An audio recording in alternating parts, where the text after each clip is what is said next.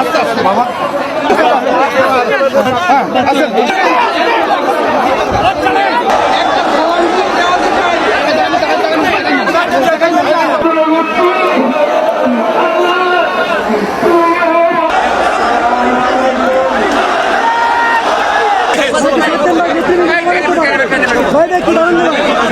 সন্তানের লাশ খানে করার চাইতে বড় বোঝা বাপের জন্য আর কিছু নাই।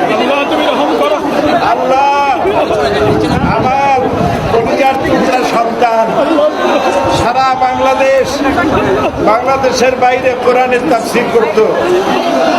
আল্লাহ তুমি তাকে জান্নাতুল ফেরদাউস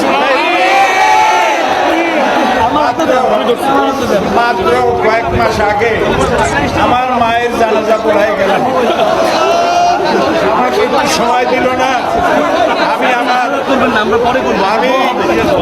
আমি যে আমার মহিলাদেরকে আমার মা মারা গেলেন, আমার ভাইকে সান্ত্বনা দেব, আমাকে সময় দেওয়া হলো না। আমার কলিজার টুকরা বুলবুল গতকাল চলে গেছে। আমি জানতে পারলাম আজকে আসরের নামাজের সময়।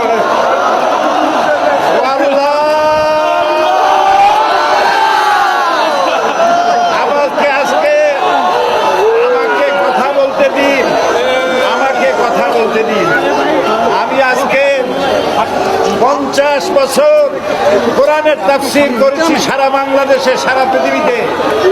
আমাকে বানানো হয়েছে যুদ্ধ অপরাধী, আমাকে বানানো হয়েছে চোর, ডাকাত, হত্যাকারী, ধর্ষণকারী। আমি আল্লাহর নামে কসম করে বলছি, আল্লাহ তোমার জাতের কসম, তোমার ইজ্জতের কসম, তোমার সম্মানের কসম, 1971 সনের এক ফোঁটা বালি বা কাদা আমার গায়ে লাগে নাই। আমার শুধু কাজ ছিল কোরআনের প্রচার করা। নাস্তিকবাদীরা সহ্য করতে পারে নাই, জালিমরা বরদাস্ত করতে পারে নাই, যার জন্য আমাকে বন্দী করে রেখেছে।